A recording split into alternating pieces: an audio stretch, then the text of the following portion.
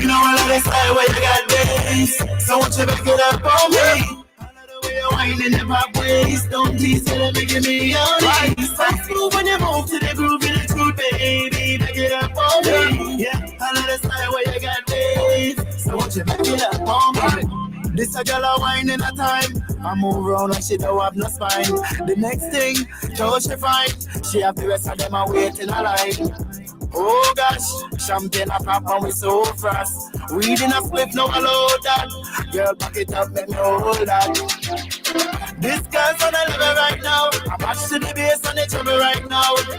Wine to the real, let my crown. Bedroom pulling up and I'm back down. Fast, fast, slow, slow. Anywhere you want, baby girl, go. Bounce up and down like a pro. Go, girl, you want it, they know. Yo, rip on the scene. Heavy movement. You and your team. Yeah, them can't intervene. Right. You know I love that style where you got this. So won't you back it up on me? I love the way you're whining the pop ways. Don't tease till it making me all right. So smooth when you move to the groove, you're the truth, baby. Back it up on me. Yeah, I love that style where you got this. So won't you back it up on me? Back it up on me, telling me that you want me, baby girl, if you loving tonight. Right, I'm gonna tell you, know that it's going down. You know that I'm only here for one night. You know what he won't do, really won't do. You know what I pray, put that thing upon you. Looking at you, looking like you really want to. There's nothing on this earth, baby girl, I won't do. Girl, cause we turning up. Shots on deck, cause we burning up. Take you back to the telly, throw it up. Take you back to the telly, throw it up, girl. Throw it up. Oh, yeah. Looking at your friends like you don't care. Girl, cause the Grey Goose is in here. Oh, yeah, we inhale. You know I love that style where you got this. So won't you back it up on me? I love the way you're whining the pop ways. Don't tease it, making me all in. So smooth when you move to the groove in the truth, baby. Back it up on me. Yeah.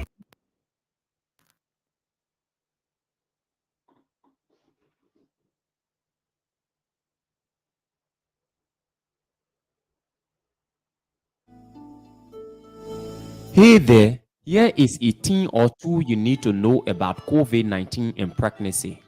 Pregnant and recently pregnant women are more at risk of severe illness from COVID-19.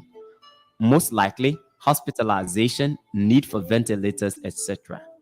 Pregnant women who get COVID-19 are at a higher risk of preterm births and other complications. Most common symptom experienced by pregnant women after vaccination is pain at injection site. Research shows that vaccinations have no adverse effects in trying to get pregnant. Research showed that vaccine does not affect fertility of men. Vaccinated mothers pass on some immunity to their child through the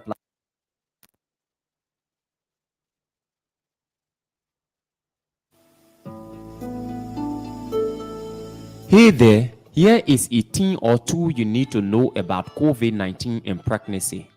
Pregnant and recently pregnant women are more at risk of severe illness from COVID-19. Most likely, hospitalization, need for ventilators, etc. Pregnant women who get COVID-19 are at a higher risk of preterm births and other complications. Most common symptom experienced by pregnant women after vaccination is pain at injection site. Research shows that vaccinations have no adverse effects in trying to get pregnant. Research showed that vaccine does not affect fertility of men. Vaccinated mothers pass on some immunity to their child through the placenta and through breast milk. Before, during, and after pregnancy, it's safe to get the vaccine while breastfeeding. Get away from the misconceptions. Get vaccinated today to stay alive. A message sponsored by the African Career Education and Resource Incorporated, or ASA, in the state of I wanna hold.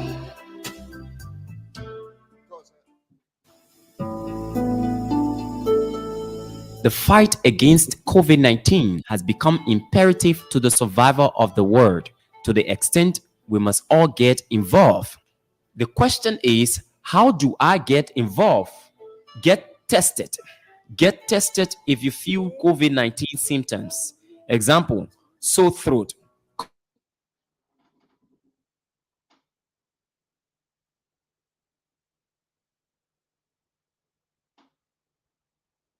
where you may meet a lot of people. Example, schools, work, etc. Get tested before traveling, both domestic and international travels.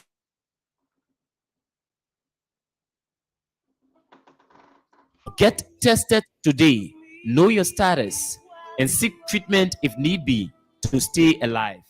A message sponsored by the African Career Education and Resource Incorporated, or ASA, in the state of Minnesota.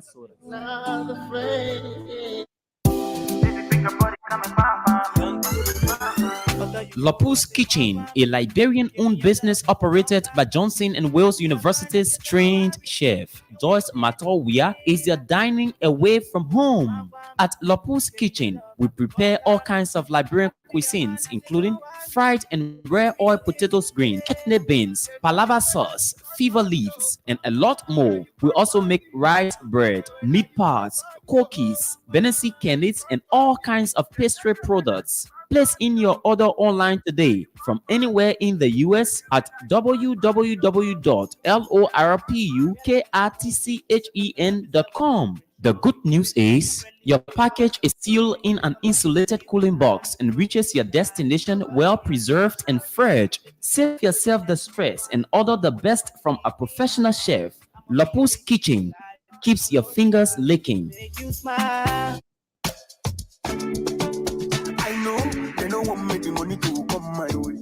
Tired of looking for quality clothing in and around Monrovia with no luck in finding what suits your style?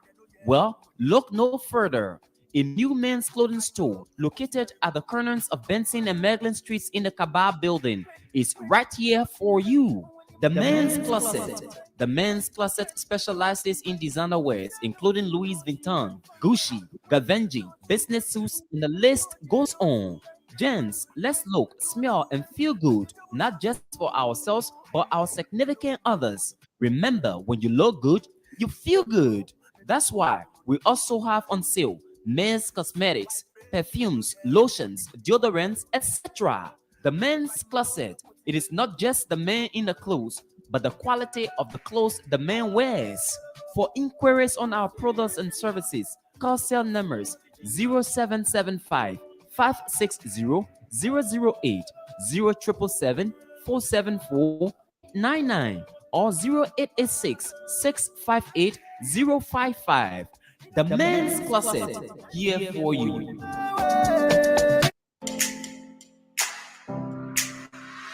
Allen Bernard International, or ABR, is a management consulting firm with a team of consultants and associates who focus on growing and transforming home healthcare agencies, nonprofits, and small businesses in other industries as well as individuals. Our services include ABR Business Support Services, ABR Accounting and Tax Services, and ABR Anti-Money Laundering Compliance Services. At ABR, we bring to each assignment dedication and commitment, experience and skills, performance-based process, integrated solution teams, and client relations. For more inquiries on our services, call phone number 469 378 3955. That's Allen Bernard International, or ABR, transforming business through ideas. In order to keep ourselves and others safe from the coronavirus disease, we must all get vaccinated. Here are a few facts about the coronavirus vaccine. The vaccine does not have anything in it that can make you magnetic. All COVID-19 vaccines are free of metals. The COVID-19 vaccines available in the US do not contain live virus. They do not share any of their parts inside or outside of your body. The vaccine is safe for current and future pregnancies. There is no proof showing unsafe results on taking the vaccine for current or future pregnancies, which means pregnant women can also take the vaccine. The COVID 19 vaccine does not change your DNA. In fact, it has absolutely no interaction with your DNA.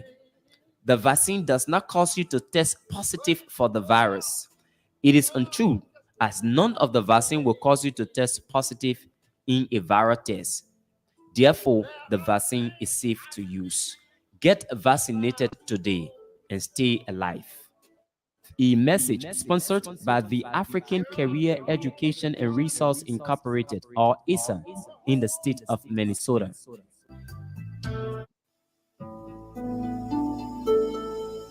We have all heard, and in some cases, seen the danger posed by the coronavirus disease to our existence. We have sought ways in which this virus can be prevented, ranging from hand washing, social distancing, masking, and maintaining good hygiene. However, we now have an even better solution that has a history of effectiveness, which is vaccination. I know there are lots of misconceptions that surround vaccination, and as a result, people are reluctant in getting vaccinated. But here is a small historical fact for you. Smallpox and polio have a 100% decline in death since vaccines for these diseases were introduced. Not only that, measles and mumps have a 99% decline in deaths since vaccines for these diseases were introduced as well. We cannot allow vaccine preventable diseases cut our lives short. Get vaccinated today and stay alive. A message sponsored by the African Career Education and Resource Incorporated, or ISA, in the state of Minnesota. Another banger, baby, calm down. Pinter One of Delaware. Yes, it's Pinter One of Delaware, the name that counts when you talk quality painting works. For more than 2 decades, Pinter One has brought more life and vigor to thousands of residential and commercial complexes with our quality painting services. Give your homes, offices, bars, stores, hospitals, shops, etc. that look they deserve by choosing Pinter One of Delaware. For more information, call us on phone number 302-508-3034. Again, 302-508-3034. Or visit our website at pinterone.com/Delaware. Or better still, email us on ivan@pinterone.com or holly@pinterone.com. Schedule a free estimate and get 10% off by using the promo code COSTA. Pinter One of Delaware. Renew your space, renew your life. She dey give me small, small, I know.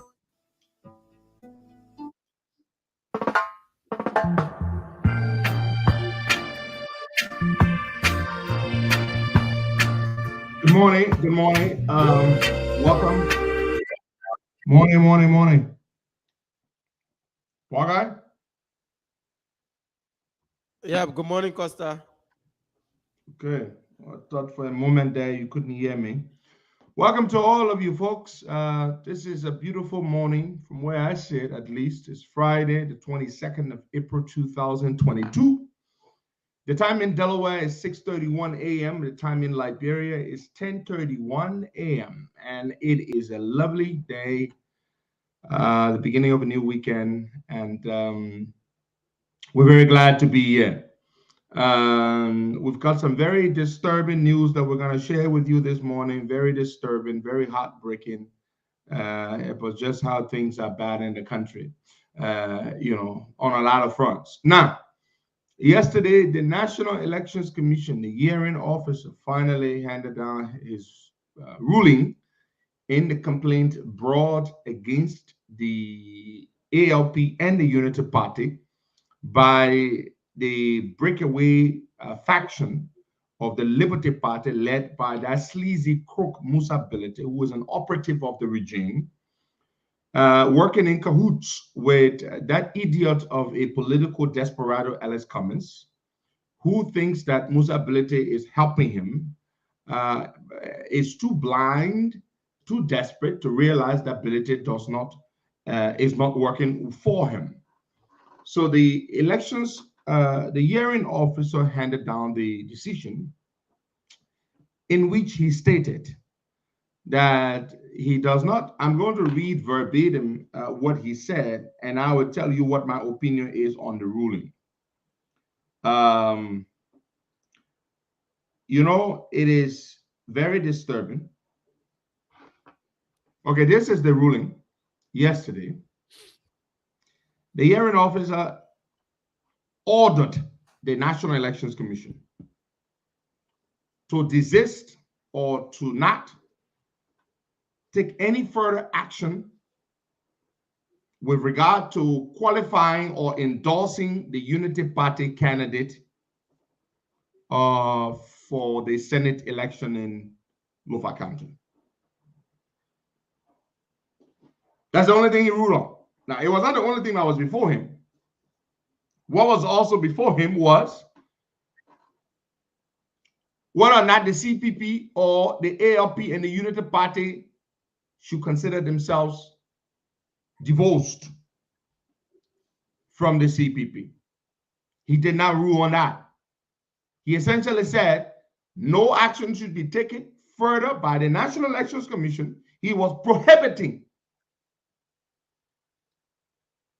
So basically, he issued what they call, what lawyers would call an estoppel. He issued an estoppel stopping the National Elections Commission from taking any further action with regard to qualifying the Unity Party's candidate for Senate in Lofa. That's all he did. Then he said, well, this matter, because it's got constitutional ramifications or implications, there are constitutional questions that have been raised around this matter. Those issues will be addressed possibly by the Supreme Court. That is, if the matter goes to the Supreme Court, which I think is going to go to the Supreme Court. But here is why the ruling is not a good ruling. On one hand, the hearing officer says this is a constitutional matter. Yeah. I cannot say the man should not run. But at the same time, I'm saying do not do anything with him until the Constitution, until the Constitutional Court, which is the Supreme Court, can speak on the matter. Boakai, I do not have the right to stop Boakai from going. But I am saying I will hold Boakai here now until the people who have the right to determine whether Boakai is stopped or not can speak. What have I just done, Boakai? You infringed my right. I have infringed upon. If you had answered anything otherwise, I would have been disappointed, Boakai. A brilliant answer, 10 points. I have just infringed upon your right. I say, and I get the power to stop Boakai from going. But I will hold Boakai here until the people who have the power determine whether Boakai should be allowed to go or not. You see what the man said? I will not stop. We will not rule that a UP candidate not be certificated or endorsed to contest. However, I will stop him now. Well, you don't have power, Boakai. You know you don't have the power to prevent him from running or to stop him from running. But why the hell are you holding him? Why the hell are you putting a stay order on his process? You see what I mean, Boakai? When you don't have the power, you don't have the power at all. When you don't have the power, you do not have the power at all. You don't have some power. You don't have some degree of power. You have no power at all to stop the individual, Boakai. Yeah, what but the hearing officer did yesterday, what a waste of time. Because what the hearing officer did yesterday by that ruling was very stupid.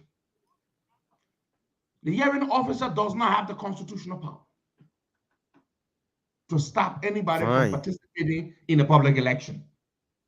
It is a constitutional right to run. No hearing officer has the power to put a stay order on that person's right to run. And he tells you, oh, I will hold you now, and you go to the Supreme Court, yet he does not have that power to hold you. my man, Lord Robert said the man got holding power. Lord Robert, he ain't got no power. It is a constitutional matter. You can't say on one hand, this matter is above me, because it's got constitutional ramifications or implications that need to be, dealt with by the Supreme Court. But I will hold you for now until that court can decide. Another thing he did, the ALP and the UP said repeatedly, and provided evidence that they did not sign the framework agreement. By that ruling yesterday, the hearing officer cleverly, or what he thinks he did it cleverly, but he tacitly acquiesced to the validity and the legitimacy of that fraudulent document. What do I mean by that? Okay, listen to me. Two of the people who signed the agreement said we didn't sign, or who you think signed say they didn't sign. They said repeatedly that they didn't sign. But still, the reason the hearing officer ordered the NEC to not proceed with the endorsement of the UP candidate is because he agrees with Validity, he agrees with Cummings that the document that was at NEC filed by Cummings is legitimate, is acceptable, therefore it stands. Do you understand about that? Now let me say this. He quoted something. He said, whenever a document is filed with the National Elections Commission by a political party or a collaboration, if that document is not challenged, that document remains, it is presumed by the Elections Commission that that document is what? Valid. Is legitimate. He has a point. On that one, he has a point. But when I said that, our people would not want to hear, but I will say it because I don't give a damn. He was right. When a document is filed with the Elections Commission and that document is not challenged by one or more of the people who supposedly filed that document is presumed by the Elections Commission as the legitimate instrument representing that political arrangement. Allah? No, That's what the man that's said it. yesterday. It means, let me break it down. When you're saying document, the time you noticed the document was not correct, that's what the man meant yesterday, Baka. Yeah. And no one, Costa, you said it over and over on the show. Yeah, no. Our people in the opposition, they don't like to hear me telling the truth. They only like to hear me speak to blast the government, but I'm not telling the truth. The man said yesterday, when a document is filed by or on behalf of a political party or a collaboration, and that document is not challenged, the Election Commission presumes that that document is legitimate and that it represents the people. Oh, Mapo, that means can make things worse. I tell you where the men are wrong, where the men are right. That's the thing about y'all. Y'all ain't let hear the truth. Where the men were wrong, Mapo, I would say the man was right. When we discovered that the document was wrong, we should have written the damn Election Commission. We should have told them. That was poor in a mess. The man said it. When a document is filed by or on behalf of a political party or collaboration, that document is presumed to be legitimate until it is what?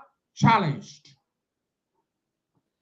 But the document I was sent in wasn't challenged by any other person or anyway, let's forget that. Let's move on.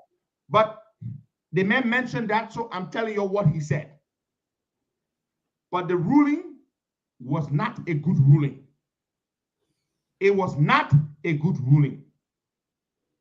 We told you we did not sign the document. The ALP said it.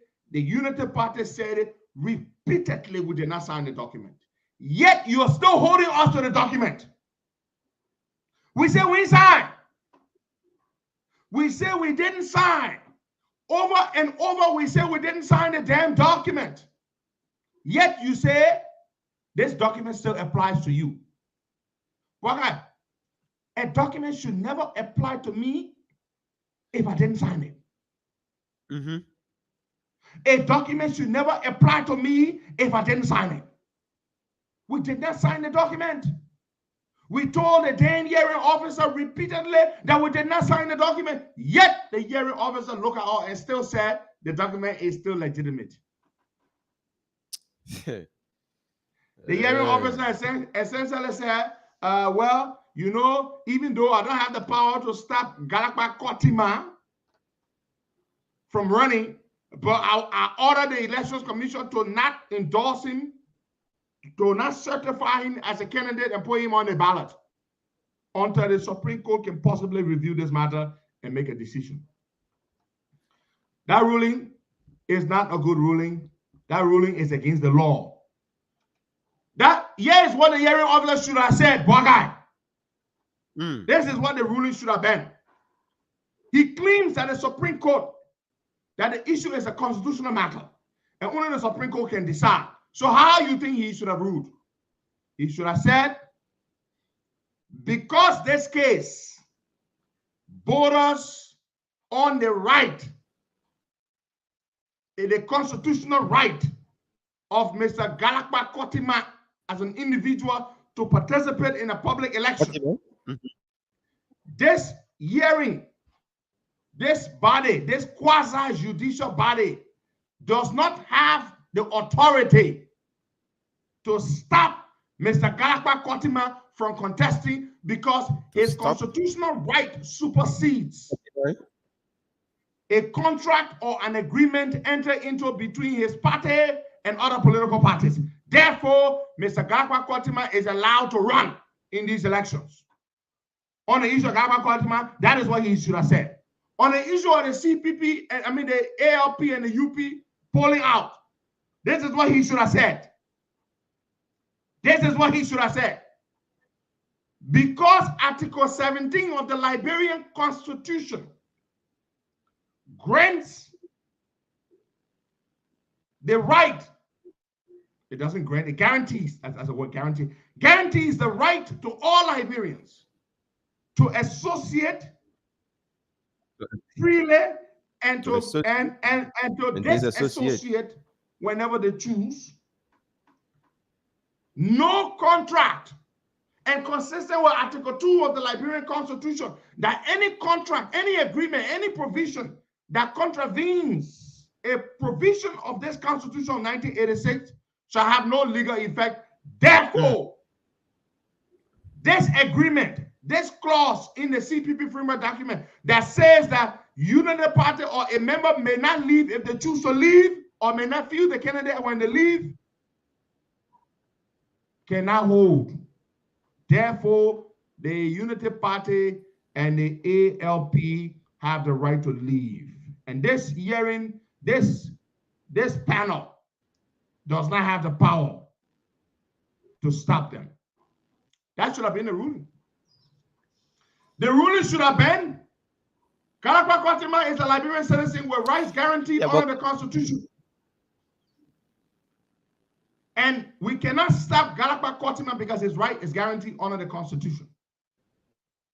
The ALP and the UP, their rights are guaranteed under the Constitution to freely associate under Article 17. No framework agreement, whether they sign it or they not sign it, is not the issue.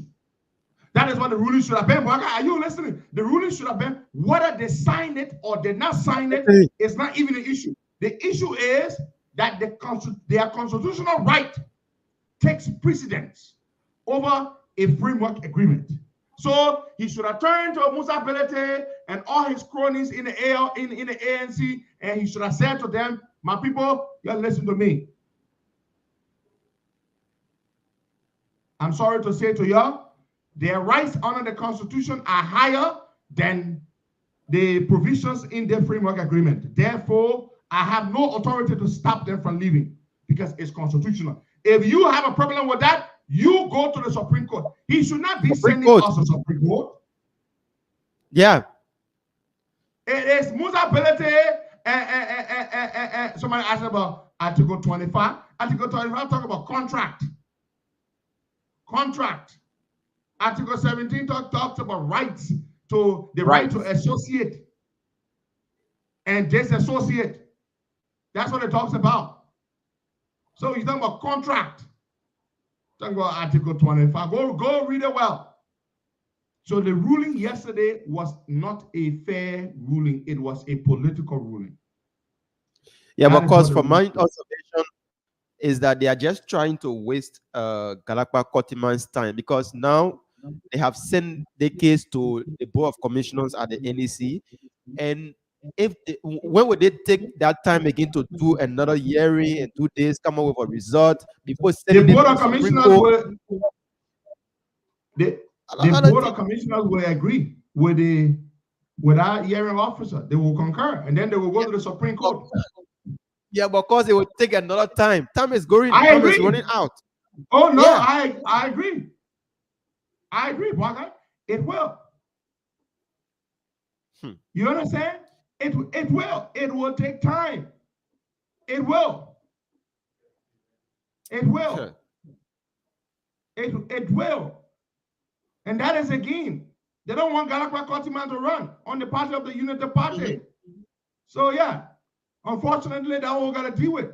That is why the Unity Party needs to be political. You got the lawyers fighting the case, but you need to take political action.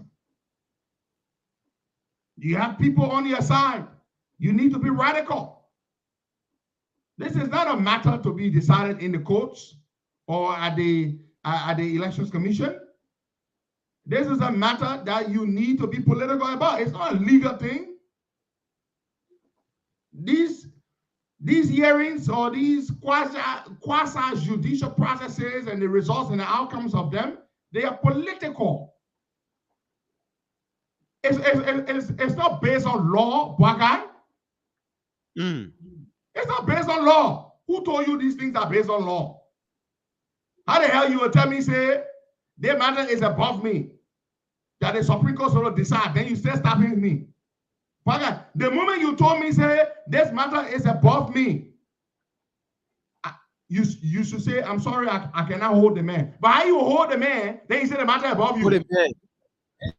How you hold the man, the then you say the matter to go to the Supreme Court? Supreme Court. You already said, I'm not supposed to hold Bwagai, yo.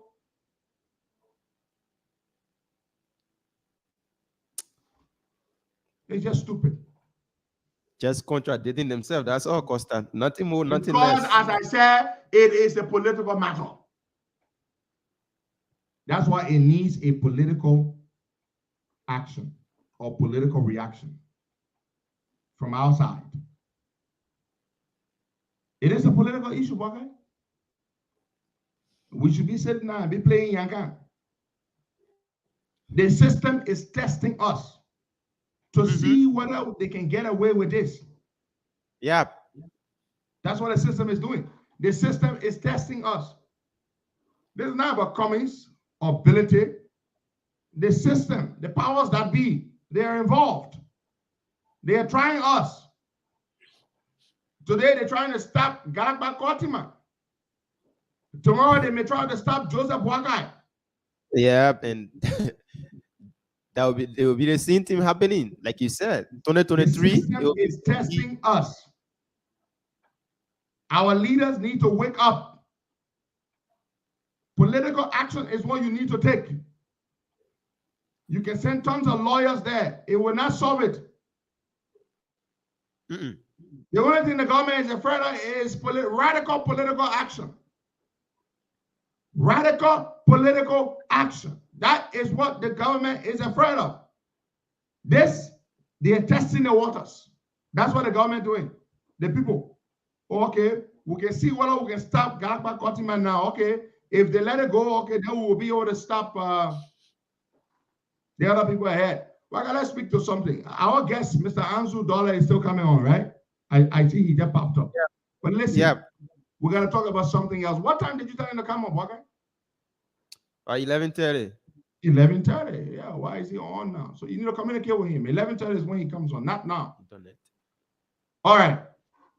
Something else we're going to talk about here this morning, Pwakai. Wednesday morning, Pwakai. On the morning of Wednesday, something happened. Liberia, a hell of a country. In 2016, there was a coup d'etat or an attempted coup d'etat in Turkey against the government of the Turkish president Recep Tayyip Erdogan. Recep Tayyip Erdogan. In 2016. The coup failed. The coup plotters did not succeed in overthrowing the government. In the aftermath of the coup, hundreds of thousands of people were detained or arrested or prosecuted. Hundreds of thousands. Across all branches of the Turkish government and in the private sector as well. 200 plus judicial officers, judges, other people were arrested or detained. Thousands of police officers, thousands of members of the military and political opposition people. I mean, just a lot. This is in 2016. Listen, Bwaga. Then the government of Recep Tayyip Erdogan, listen to what I'm about to tell you, folks. This is very, very serious stuff. Made a request to Ellen Johnson Sirleaf in 2016. Madam Sirleaf, I want you to arrest and deport and extradite the administrators of the Turkish Light International School located at Efi Shokot, 24th Street, Sinkhall. Because their founder, Muhammad Fethullah Gulen, who lives in America, is the one who organized the coup. Are you listening, Bwakai? The Turkish government made a request to Ellen Johnson Sirleaf. Actually, he made a request in 2017. He went to Liberia, July 2017. The Turkish foreign minister, Mevlut Cavusoglu,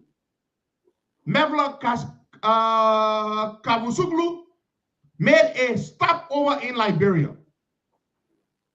And he made a request to Ellen Johnson Sirleaf. Please turn over all the people who run the Turkish International School. We want them.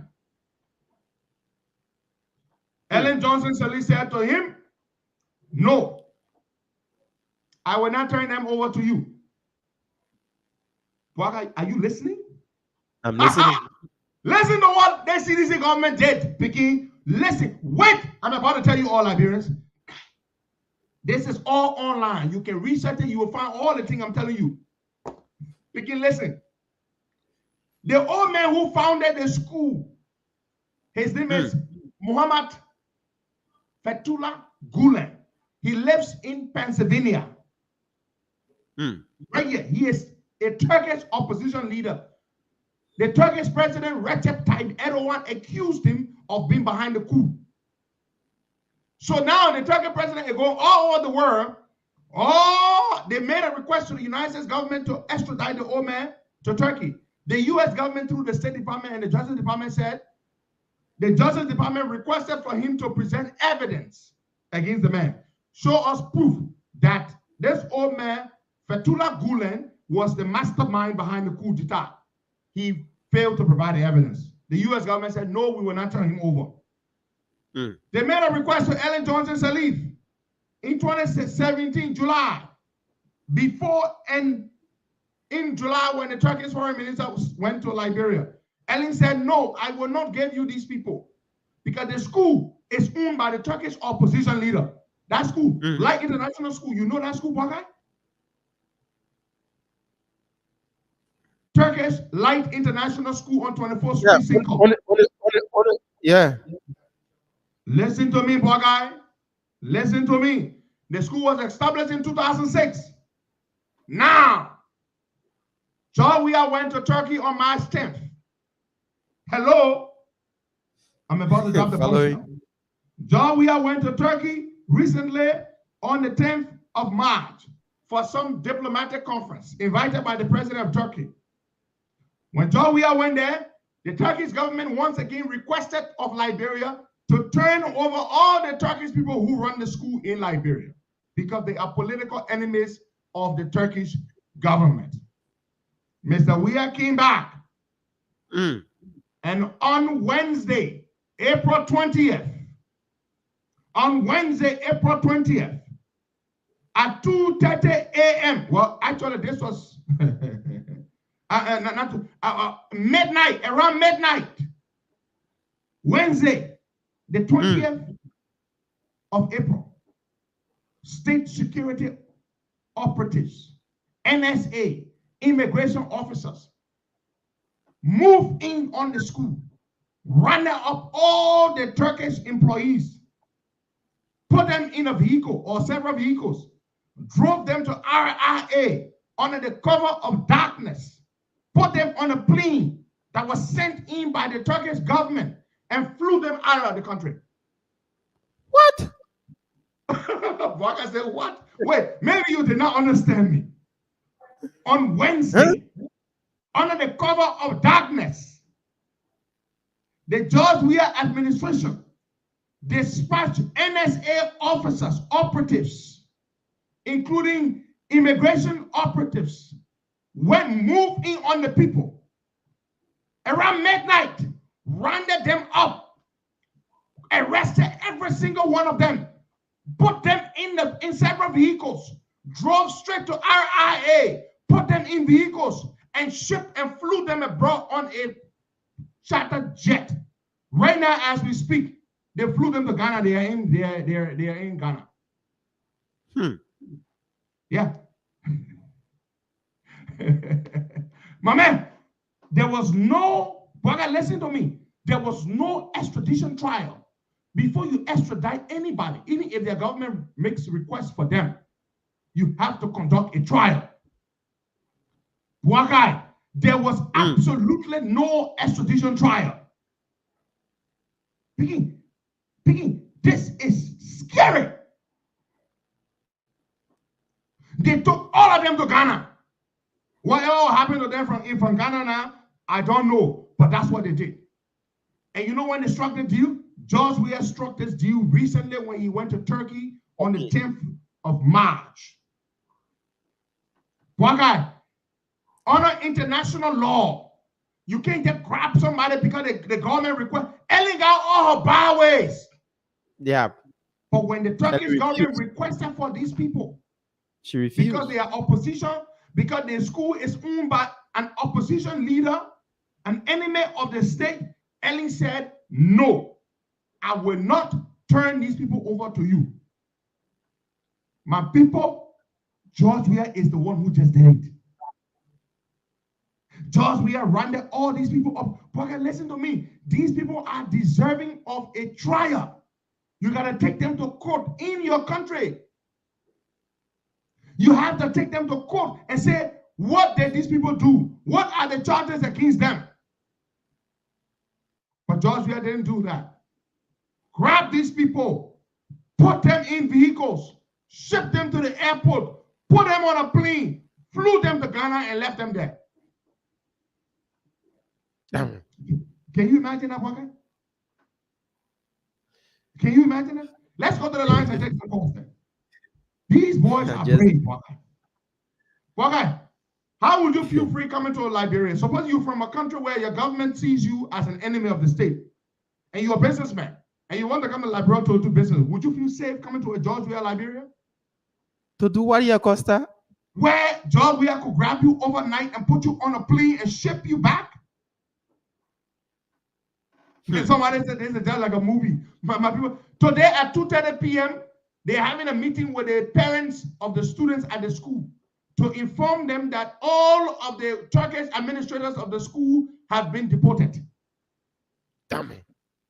Today at 2:30 p.m., the parents and guardians of children who attend the school have been invited to a meeting at the school to inform them that the government of Liberia has deported, illegally deported all of the the Turkish administrators of the school today.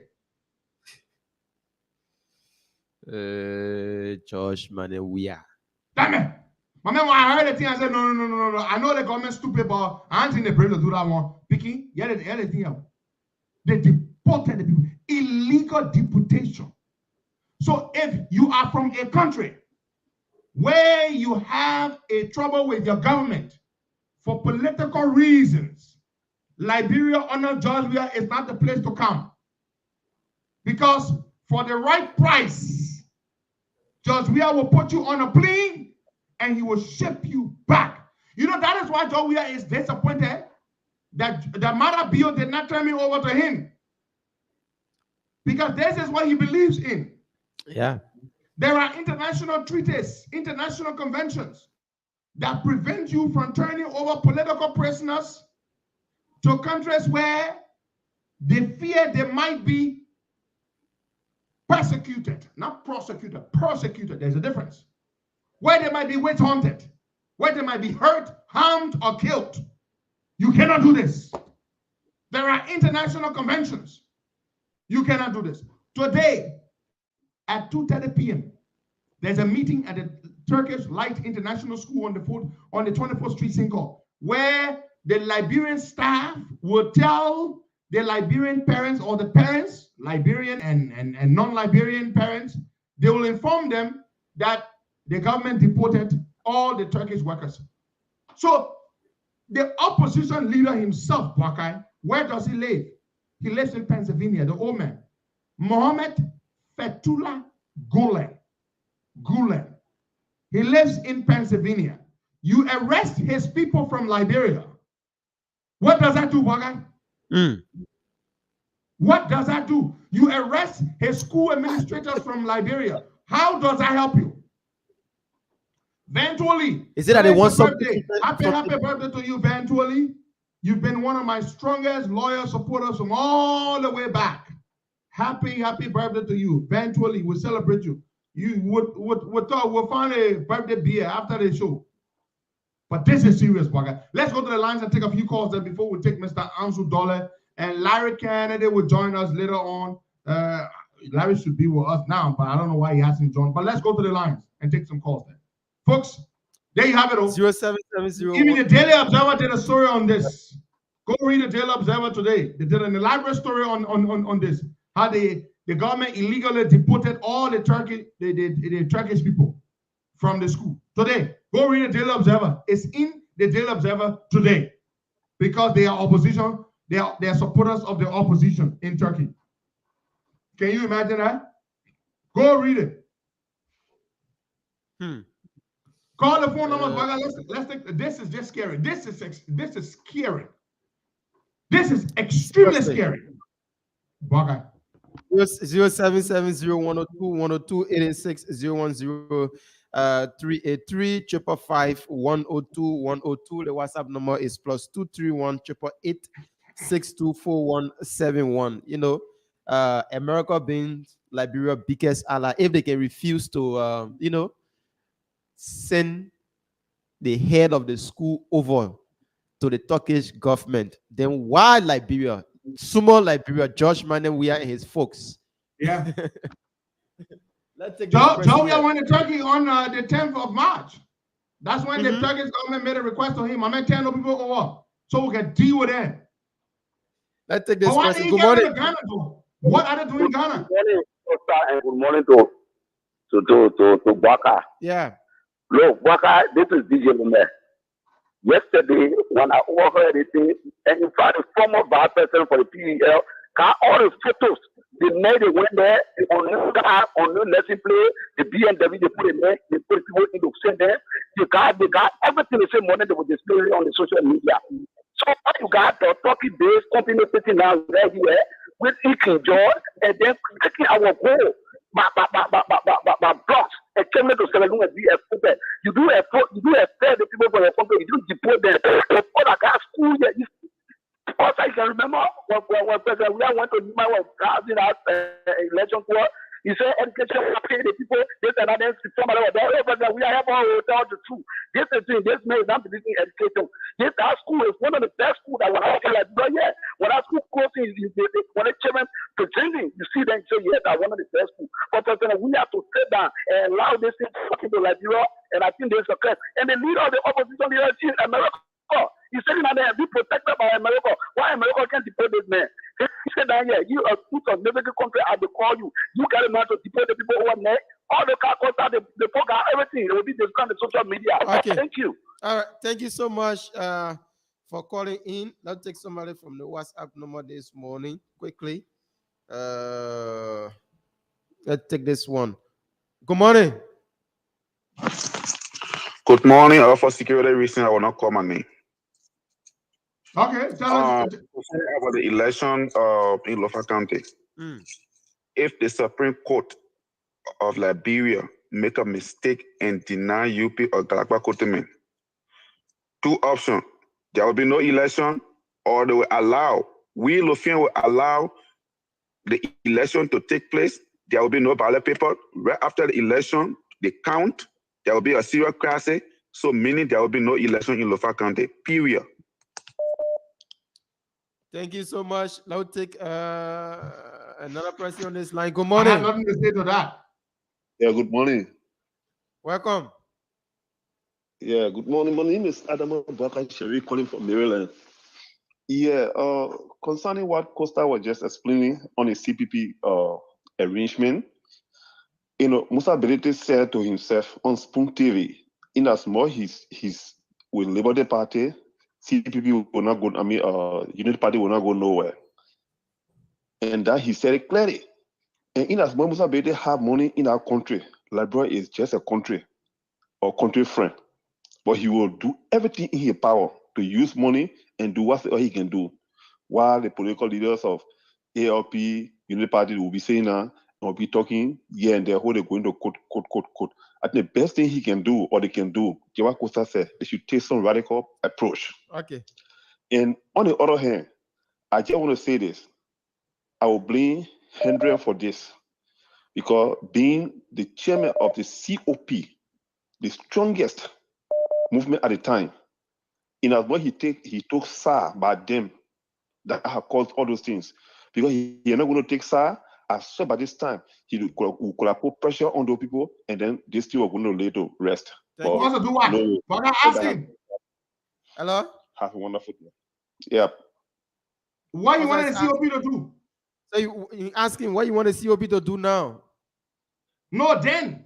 Not now. Now, see, the problems, Henry, COP cannot do anything now because COP have taken SAR already. Okay, he said, what did he want COP to do? I want the question I asked you, Father. What I wanted for COP to do at the time, if you're not going to take SAR, you could have put pressure on the both on the both political party leaders to come down to one understanding to see how best things could work for us. Okay. But now we all are taking SAR. All right. All right. Thank you. Let me say something to that. COP will not do for the political parties what the political parties should do for themselves. I hope you all understand me. We were not founded to fight for political parties. We were founded to fight for the Liberian people. The political parties have their own strength. Let them fight for themselves. This is not going to matter what we get involved in. You understand me, my brother? The political party got people. Many of the people in COP, yes, but we were not established to fight proxy wars for political parties. That was not why the COP was founded. The political parties want to take radical political action. They have the strength to do it. And I know they do. But COP will not fight their battle, my brother. COP will not fight their battle. I'm sorry, we will not fight political battles for Joe Biden. We will not fight political battle for anybody. We will not fight any. We'll fight battles for the Liberian people, not for political parties. I'm sorry. That's just the truth. Let's take some more calls there. We have a lawyer who's joining us this morning, Councillor Frederick A.B. Jayware. He's going to be speaking to us about the ruling yesterday, what he makes of it as a lawyer, and his perspectives on other issues that we may have discussed here or may not have discussed. Council, good morning and welcome. Good morning, Costa. How are you? We're very, very good. We're glad to have you. We're just taking. Waga, just take one more call there, and then we'll come to Councillor J. Ware. All right, let's take Martina on this line. Martina, good morning. Welcome. Good morning, Boaka. Good morning, Tosida, and good morning, Carmen, listeners. Martina Bonata, Costa Show, calling from Monrovia, Nigeria. Boaka, I just want to say something to the caller who said you were not calling me. That threat is an empty threat. We witness the devil coming out in Lofa County, all kinds of things, the things that when they talk about the end of the day. This is a strength something that you have a mind to feel a powerful thing when you live long, you will see God with fear. And I saw you the devil.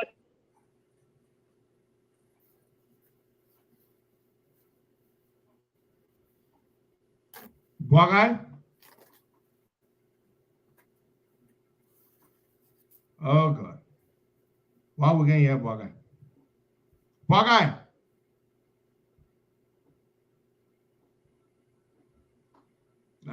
We're having a connection issue there. Maybe some of you don't understand. I've said this. You will hold on there, Boakai. I've said it over and over. I am not COP. I am simply the chair of COP. And in the COP, we all have the right to support whichever political party or candidate we choose to support. I support Joe Boakai, and I make no apologies for my support for Joe Boakai. But the COP has not officially support or declared support for Joe Boakai. No, they haven't. The COP has not. There are many people in COP that belong to different political parties. And there are many people in COP who don't even care about political parties. And you see me, I don't care about political parties. I'm a member of the ALP. Do you hear me make noise about it yet? Political parties in Liberia don't walk the salt they eat. The salt, the Congo man say you ain't walk the salt they eat. Political parties, until political parties can become about ideals and values and principles and philosophies, I don't believe in political parties. I support candidates whose values and track record and integrity I agree with. But not political parties. What do they stand for? Nothing. So I am a member of a political party, but you don't see me jumping up around here. I'm a partisan. No, I am not a partisan of any political party. I believe in a candidate. And that candidate for this election cycle that's coming is none other but Joseph Yuma Boakai. And the COP has not failed West. You got a political party that are not institutionalized. Why should you be running around with them? We only part of it because we need them to go vote. That's all. I believe in Joseph Boakai. I don't believe in a political party, yeah? None. But we will now go to Councillor Frederick A.B. J-Ware. Councillor, I'm told you are a resident in the state of Colorado. Is that correct? That's correct. Beautiful state. I've been there tons of times. I've got many good friends there, and I love it whenever I come there. How is it that I haven't run into you? Or have we run into each other? I'm not just too much in the Liberian community here, so okay, that could be one of the issues. But tell us a little bit about yourself, Council, before we proceed into this conversation, because we really appreciate you coming on this early morning to share your perspective, your legal perspectives with us.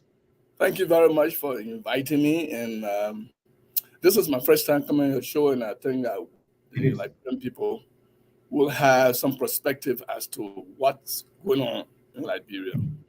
As for myself, I'm a 1990 graduate of the Louis R. Grant School of Law, February 16, 1990 to be precise. I practiced law for about, 8, 9, 10 years before I came to the United States. I studied for my Master in International Law, Human Rights at the University of Denver through a full scholarship provided by the university. I am currently the owner and the senior proprietor of a law office in Monrovia, just opposite the adjacent to the Lone Star building on Broad Street. I have 30 years experience of practicing law, actively practicing law, both writing and participating in trial. I'm a member of the ECOWAS Community Court of Justice. I am doing documentation currently to be admitted to AU Court of Justice. Being around practicing law for 30 years, both civil and criminal law. Thank you very much, Counsel. It was good sharing your background with us so people know who we're talking to. Now, Councillor J. Ware, yesterday the hearing is not a court case, but it's a quasi, what you lawyers call a quasi-judicial exercise or proceeding. The hearing officer handed down his ruling, and he basically said, I'm going to read verbatim. I'm pretty sure you have seen that already. But the hearing officer said that the Elections Commission is prohibited. This is what he said. Wherefore, and in view of the foregoing, and so as to allow the opportunity for the Honorable Supreme Court to possibly consider the constitutional questions raised in this matter, the National Elections Commission is hereby prohibited from taking any further action on any endorsement, form, or other documents put forth by the candidates herein regarding the fielding of a candidate until otherwise determined. Counsel, what does that mean exactly? So I read the judgment of the hearing officer. I have intensely followed this case because I'm interested in what Article 8.52 of the framework document actually means and how does it impact those who became part of the CPP. The hearing officer did two things in his final judgment. One is correct, the other is wrong. The first thing is that the issue of constitutionality of a corporate document, and I'm saying corporate document because CPP was established, whether it knows it or not, as a corporation. And so the documents they have, which could be the bylaws and constitution, must be consistent with the letter of the law, particularly Chapter 3, Article 17 of the Constitution of Liberia, which talks about the right to associate and not to associate. In his ruling, the hearing officer said that constitutional issues were raised for which he will refuse jurisdiction to continue to deal with the hearing of this matter. That's the first thing he said. Also in that judgment, he says that the candidate of UP that were put forward at the Election Commission to contest the election in Lofa County, that candidate would not contest, he would not be listed to participate in the election in Lofa County until determined by the Supreme Court. Now, the subordinate courts of Liberia and administrative agencies like the NEC do not have, I'll go back to the NEC. NEC does not have the right to declare rights and responsibility of parties. Only a court of law can do that. And so I understand that was one issue raised at the NEC. So the hearing officer said that he lacks jurisdiction, or NEC lacks jurisdiction, because of the challenging of 8.52 of the framework document. But Counsel, let me ask you a question. On one hand, he says he lacks the jurisdiction because of the constitutional issues raised in this matter. Right. But then he takes it upon himself to temporarily infringe, to put a hold on the endorsement of the UP candidate by the Elections Commission. He ordered the NEC to not endorse the candidate. Is that not a violation of the man's constitutional right?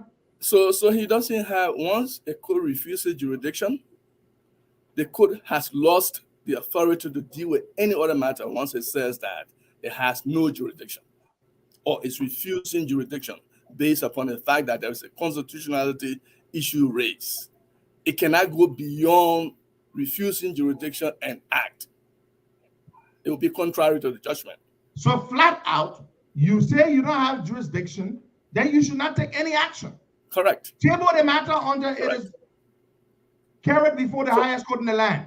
So once you refuse, and let me go back, the issue of jurisdiction can be raised when a complaint is filed, an answer is filed, a reply to that answer is filed. Once the judge notices that he or she lacks jurisdiction, he must stop there and then. He is by law stopped. Do not proceed. Cannot proceed further. He must forward the entire case over to the Supreme Court, because in Liberia, it is only the Supreme Court that can determine the constitutionality of an issue, not any of the specialized courts, not any of the circuit courts. So, counsel, so in other words, from the very onset of this complaint when it was filed, realizing that it hinged on a constitutional basis, the hearing officer should have immediately, without calling any hearing, forwarded it higher or recommended that it be forwarded to the Supreme Court. Is that what you're saying, counsel? I'll go back a little bit.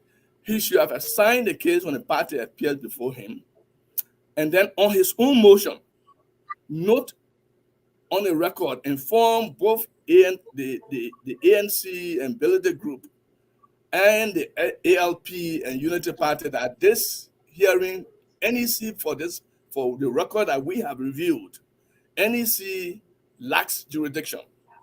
Therefore, we will not proceed further, meaning no witness will be put on the stand, meaning no testimony will be taken, meaning that no passing or anything will happen. Because it's constitutional. He should have done that. He did not do that, and that is on his own motion. If he did not recognize that, or inadvertently did not know, and decided to conduct a hearing, the Council for Unity Party and the ALP should have raised that issue square and fairly to stop him from proceeding further. Should they have proceeded to the Supreme Court to seek a writ of prohibition on a hearing, counsel? Well, no, they should have first filed a motion. But they did, counsel. The UP and the ALP filed several motions to dismiss on grounds that the matter was above the jurisdiction of the hearing officer. But the Board of Commissioners denied those motions and returned the matter to the hearing officer to resume jurisdiction. Correct. Once they raised the motion of constitutionality, they did. UP and ALP which they did, and the hearing officer denied the motion. No, it was the Board of Commissioners that denied the motion. Yeah, no, the matter traveled to the Board of Commissioners on an appeal. Precisely. So once the hearing officer denied the motion, they appealed from that judgment and went before the Board of Commissioners. The Board of Commissioners sustained the hearing officer, meaning upheld the denial, and then forwarded the matter back to the hearing officer to proceed. If I had been a lawyer in that matter right after that, the Board of Commissioners, what would you have done, counsel? I would have appealed. I would have noted my exception and gave notice to the court that I am appealing this case on behalf of my clients, ALP and UP there, and then we'll stop the matter. But the lawyers for ALP and UP did not do anything. They went downstairs and allowed the hearing officer to continue. Which in essence will be saying that you are in agreement. You acknowledge the legitimacy and the jurisdiction of the process. Correct. So what should they have done, counsel? Should they have noted their exception and then proceeded to the Supreme Court? They should have noted the exception and in open court before the Board of Commissioners announce appeal. You must say counsel for ALP and the party hereby notes his exception to this judgment and announces an appeal to the Supreme Court of the Republic of Liberia. That must be said, not assumed. That must be said in open court. Explicitly and expressly. Correct. So they didn't do that. The matter went back to The hearing officer, and he resumed jurisdiction. He resumed jurisdiction. Witnesses were put on the stand. There was a motion to enter judgment during trial filed by ALP and UP lawyers. In that means that he shall rule in their favor because the law required that. In his ruling, he now refuses jurisdiction, but does two things. One, order that NEC has lost jurisdiction and authority to proceed further. But then he also said the candidate of UP will not be listed, assuming without admitting that. But counsel, that is a contradiction. On one hand, he says we don't have jurisdiction because of the constitutional issues raised in this matter. Full stop. But then he proceeds to say, but the UP candidate cannot run. Counsel, please enlighten us. That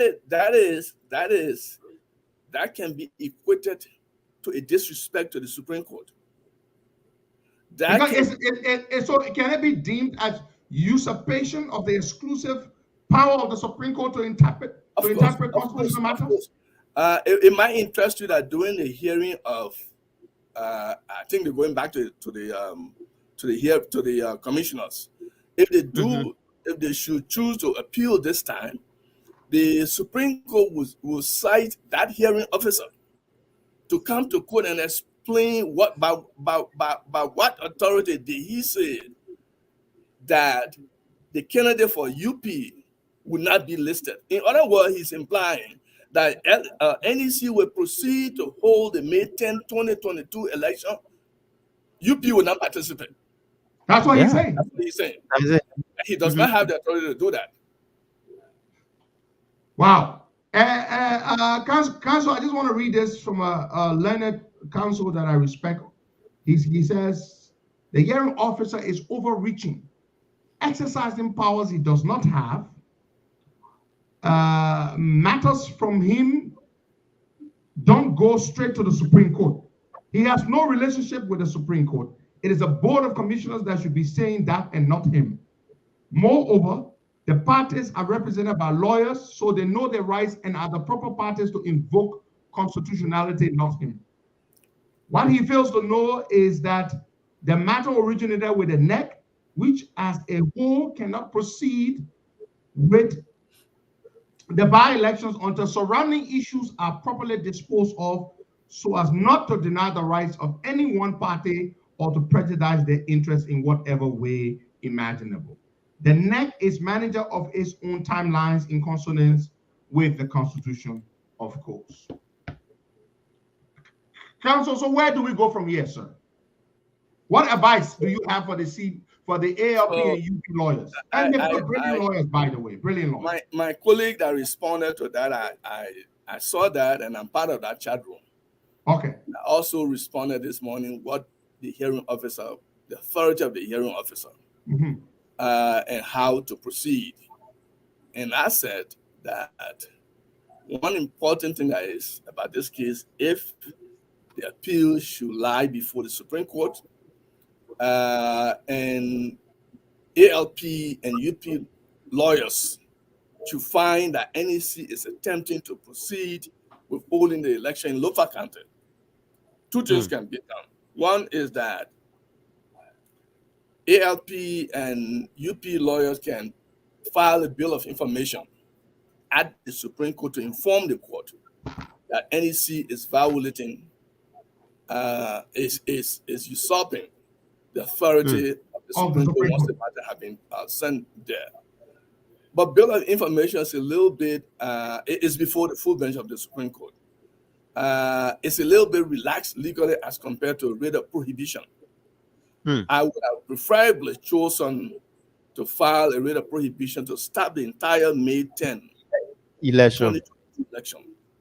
On grounds that the hearing officer did not have the authority, or NEC, because he represents NEC. NEC does not have the authority to proceed once a matter surrounding or bordering on this case is pending before the Supreme Court. So prohibition will stop the entire process of the holding of any election until the Supreme Court can rule otherwise. Yeah. I'm hoping that that's what they would do. I'm hoping that, I know some of the lawyers, in fact, I know almost all the lawyers. I know Councillor Johnny Mamo, I think he's the youngest on that team. I know Gloria Mususkat, former Chief Justice and probate judge. And I saw 1 or 2 other lawyers that I don't know. Jacob Bangaloo is there. I'm pretty sure Councillor Momo is older than Ko Bangaloo. Okay. I know Well, Councillor I don't know Ko Bangaloo. I've not met him before. Yeah, I know Councillor Momo. I've known him even before he became a lawyer. Okay, I left Liberia in 2001. So I've been in the United States for a very long time. Been here like 21 years. Clearly have, but you do understand the law. So I don't know him, but I know some of the guys when I was there. But Council, we thank you. We thank you for coming on and for breaking this down to us. Okay. As an experienced practicing lawyer, you know, we, in our layman's terms, and having consulted some other lawyers, basically, you know, we have, you know, a little bit of an appreciation of what happened. So now we see what happened. So now the matter goes to the Board of Commissioners. Yes. What do you expect the Board of Commissioners to do in this particular matter? You know, if the Board of Commissioners, which I think 4 people on our board should be lawyers. Are lawyers. If they want to save the commission from contempt, they will revise the ruling of the hearing officer, confirming the portion that said this matter is transferred with immediate effect to the Supreme Court, and quash out the portion that said that NEC would not list the candidate. So they should revise the ruling. Yeah.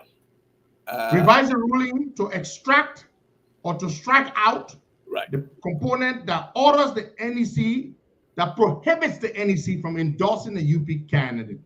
Correct. And only leave the part that says that the matter is constitutional in nature and therefore must be taken up at the Supreme Court. Right, Council? That's it. And they must say matter suspended, meaning that nothing else can be added to this revised judgment. Other than that, all of them will be in trouble with the Supreme Court. Because what they've done here is apparent usurpation of the constitutional right of the Supreme Court to interpret the Constitution. The constitutional yeah, right. Right. You know what is interesting is that, and I was taken aback when I read the CPP document and also the 8.52. I know almost all the lawyers who participated in helping to write it and advise on it. I was wondering why did they think that they could tie a political party in one small room and say, you can't go anywhere, we are all here. What was the reason for even thinking that way? And Council, we didn't sign, UP didn't sign that thing, ALP didn't sign that thing. But let's assume without admitting that UP signed, ALP signed, okay. ANC signed, LP signed. Mm-hmm.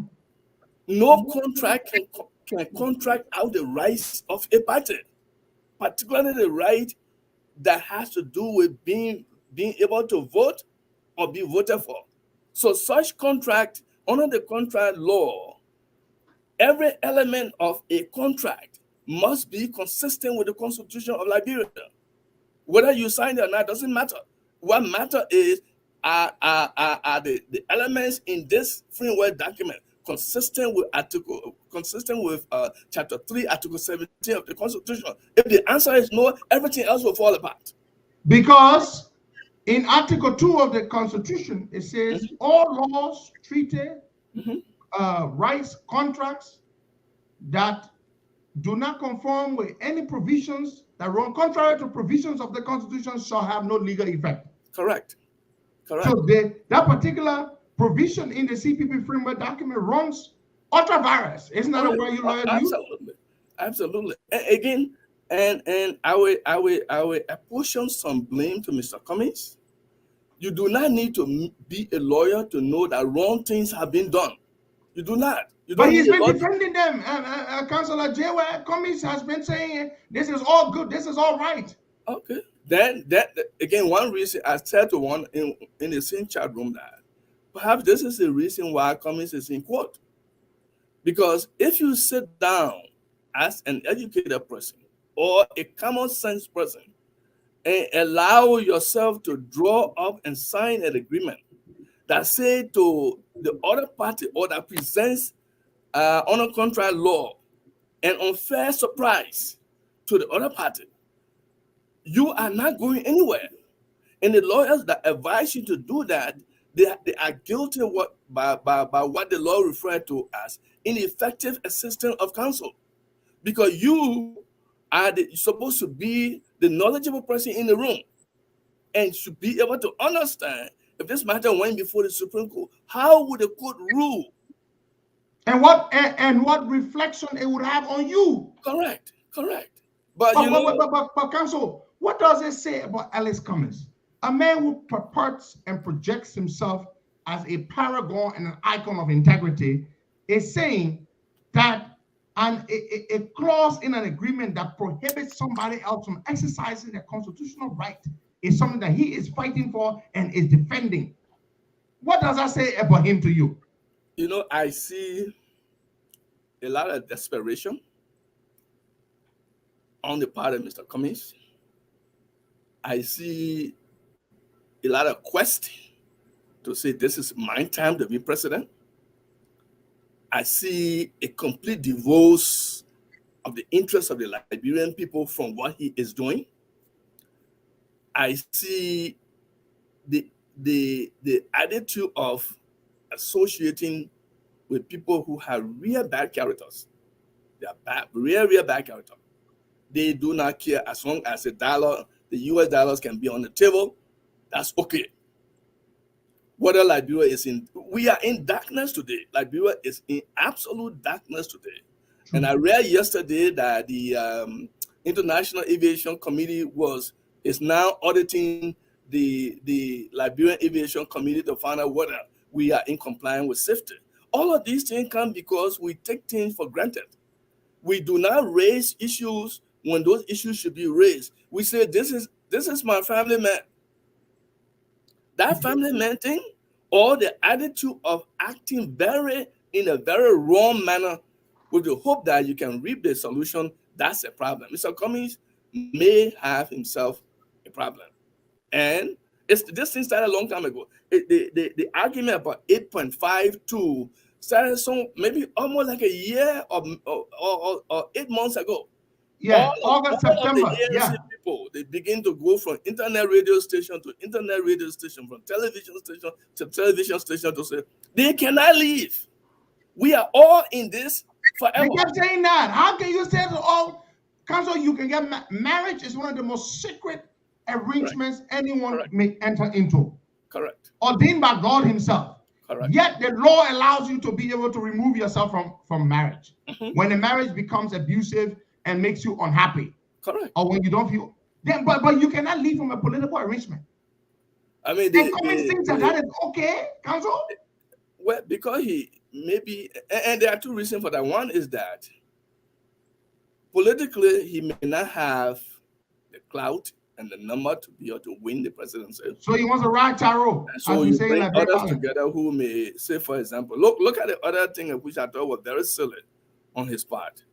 ANC Musability group, ANC Nyombi Kanga group in confusion. And you decide to hold your program at that place where there is confusion? What was the reason? When even I understand Nyombi Kanga had told him that don't come there, don't go there. But politically, are you expecting to get vote from Bassa? I'm from Grand Bassa County. Are you going to get vote from Bassa? No way. Who are looking the people's daughter or their children? They were not. Are you going to get vote from Riverside County, where very close to Grand Bassa County? Are you going to get vote from Magibi County, where Bassa people also mix up in that place? What is it that you want for which you think that you can overlook everybody else? Thank you. But counsel, there's another thing he did. On top of going to the headquarters, when she said clearly and expressly and publicly also, do not come to my headquarters, then he allowed Validity to organize a charade of an endorsement for him. that the Liberty Party has endorsed him. And he went to that program and accepted that. Council, what does that say about you? About the man? The man may have problem being a president in any country. It's common sense. Everything human being would do, you would determine what would be the cause and effect of my action. How does it impact my overall relationship with these people that I'm harming? Does it make sense that I can go and join this relationship and where there is confusion? I'm not the elder in the house to be able to say, how do we resolve this matter? But I should go and say, let me be crowned the chief or the parliament chief or the superintendent or the district commissioner in that place because I have money or I presume to have money. It doesn't work that way. It tells you that there will be a problem if ever Liberia should dream to elect Mr. Cummings as president. There will be many issues that will come about.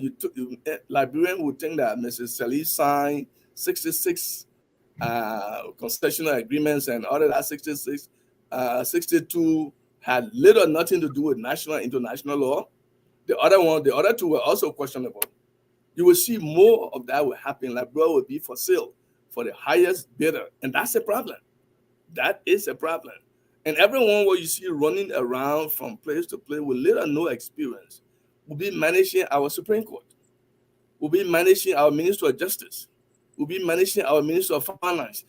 I follow Mr. Ability argue on Spoon Talk that Mr. Cummings agreed to make him vice president. Can you imagine? To give him the National Port Authority, to give him RRA, to give him Minister of Finance, to give him Minister of Justice, I presume. All of these places, he said this was a gentleman agreement between him. So they agree for them to apportion the government, like the Berlin Conference where they apportion Africa into pieces. No, don't even talk about Berlin. Talk about our rebel activity. Ulimo Kega, the other people controlling. Ulimo MPFL controlling Greater Liberia.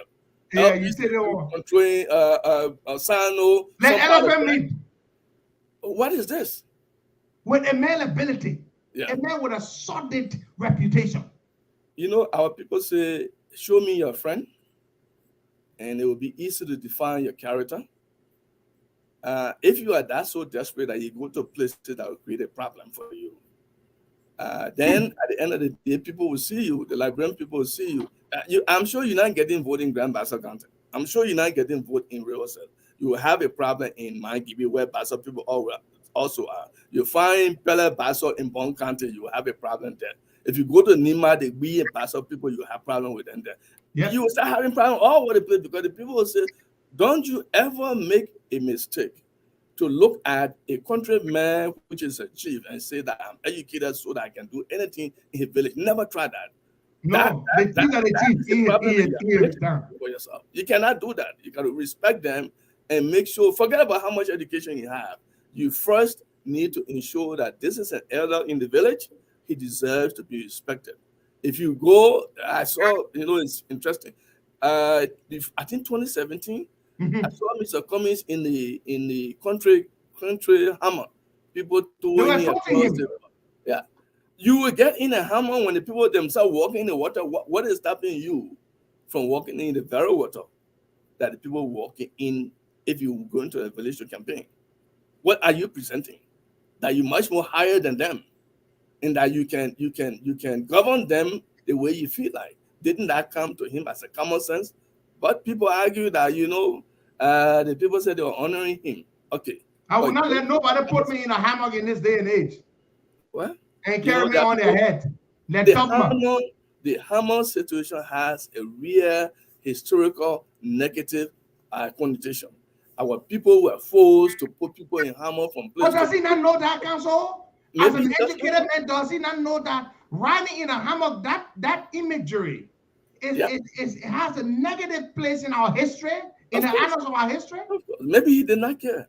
But that's how the people who are collecting taxes by force, going from village to village, that's what they were doing. They were lying from one carry place. them on their shoulders in hammocks. Oh yeah, from one village to another village, men would take when the men from here carry to another village, they will leave there. The other men will take from the other village, leave there. Correct. That's what what they need to do. And why would you want to get in the hammer? Nobody knows. Even they offer you that, you will say, you know, I'm going to eat a roasted cassava with you guys instead of me going to go sit down at the glass table to eat. But he chose to get in that. To me, in his mind, law doesn't matter. Whatever he wants, he must get at whatever cost. You buy it. Look, the man goes to buying the secretary, the secretary general of the LP, who was a special assistant to Mr. Dillon, Senator Dillon. Yep. Bought him out of there. Then the Jokoy, what his name, the guy who used to be with COP as a secretary general. Yeah, Yaba, who we elevated. He bought the man too. So what is this? You want to be part of the coalition, but you want to destroy the coalition by going and buying people out. Like, it's a vulnerable country. People are so poor that when you show 50 cents to somebody, every Christmas in my office here, I got very good family people and friends that we put $50, so almost $1,500 or $2,000. And allow the office to be to people who work almost very close, they are within the proximity of the office. People think that is a lot of money, and you should see how appreciated they will be. But why is it that you want to overlook people? Why? What is that? Because you got money. Oh, okay. Council, thank you so much. You know, we're gonna make you we want to make a formal request to you whenever we have legal issues that need interpretation by a learned legal mind such as yours. We want to be able to call on you to join us from time to time whenever issues arise that border around legality. We hope that you can consider that request in a favorable way. Thank you very much, Council. Yeah, you're welcome. And you have a blessed weekend. Yeah. All right, folks. There you have it. Councillor Frederick A.B. Jware. He's a Liberian lawyer with over 30 years of experience in the legal field. And Bwaga, may we now have our guest, the national chairman of ARCO. Yeah, he log in there? No, he's not here now. Please tell Chairman Ansu Dole that we are ready for him, the national chairman of ARCO, and we are ready to receive him, you know, to speak with him. We were told there are lots of issues going on in ARCO, and we want to hear what's happening there. Comrade Darlington Collins, you wanted to call, but we're sorry we were not taking calls when the lawyer was speaking. We were not taking calls when the lawyer was speaking. So, folks, you see, there you have it. This lawyer just spoke to the issues as they are, legal issues as they are, the implications, okay. Mr. Dole is Mr. Dole, good morning. Kindly lower the volume of your receiver in the background, whatever device you're using to monitor the show. Good morning, how are you? We're doing very well. Welcome, Mr. Dole. Thank you very much. I'm very much happy and grateful to be on the show. Yes, we're glad to have you as the national chair of ARCO. What news do you bring us from ARCO this morning? Well, you got to repeat the question. I didn't hear that well.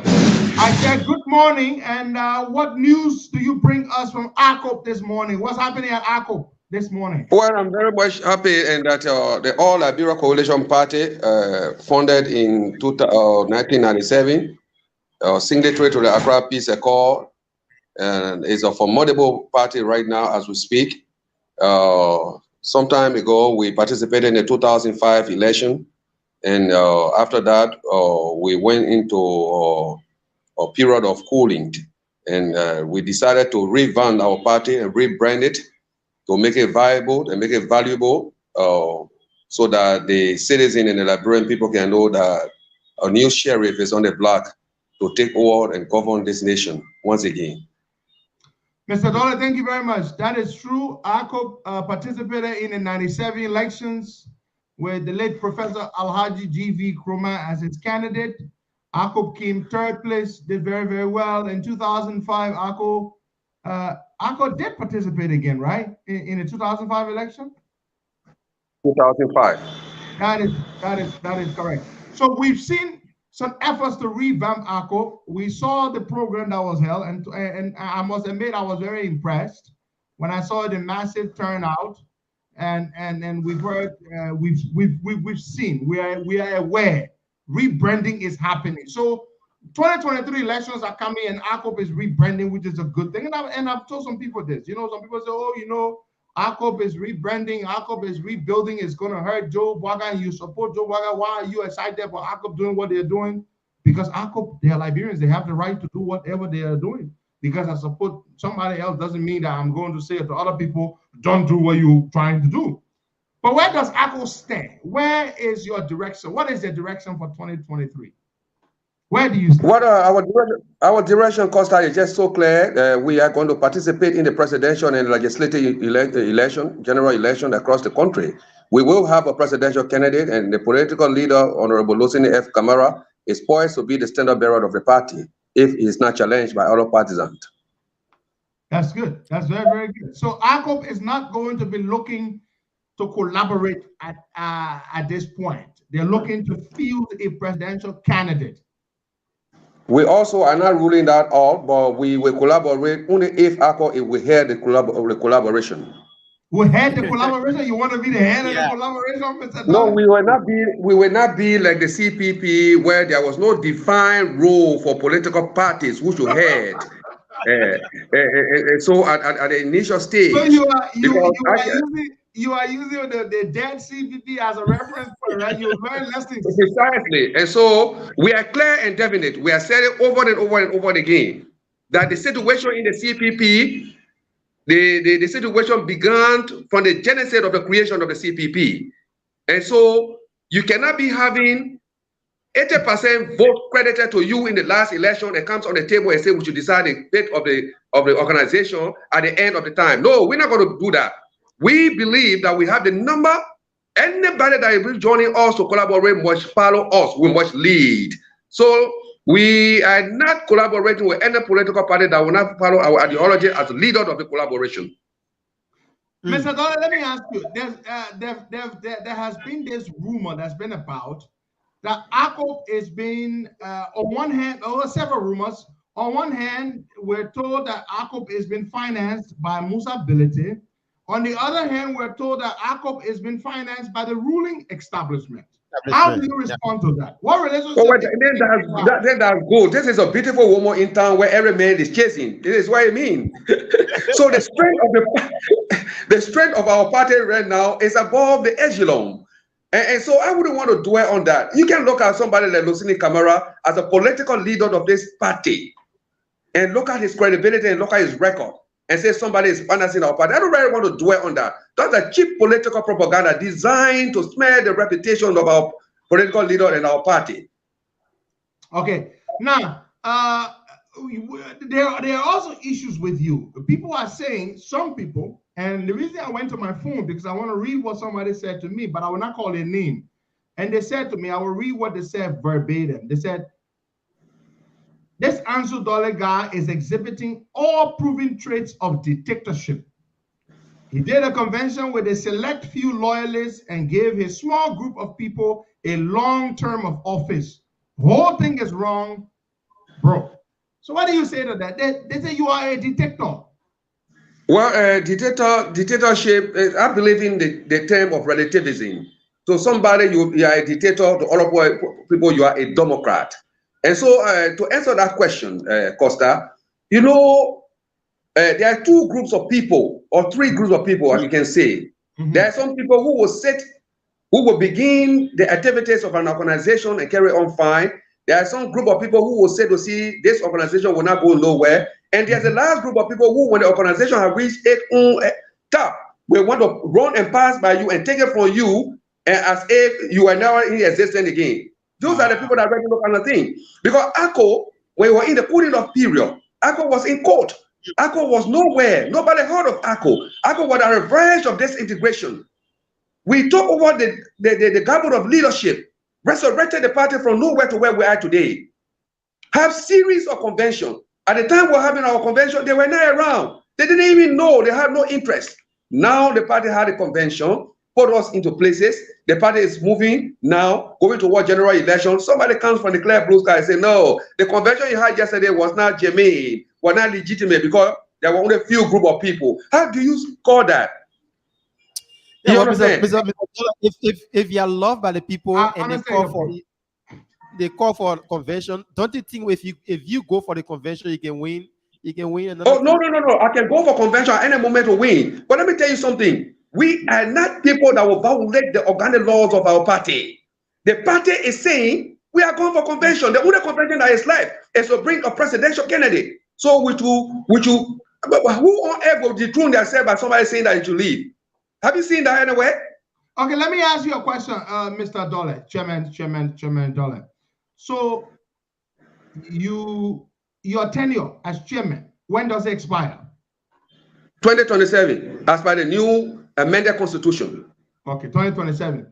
So the convention that you're supposed to go to which you just alluded, is to elect what? A standard bearer of the party, right? It's to elect the standard bearer and go for primaries in all districts.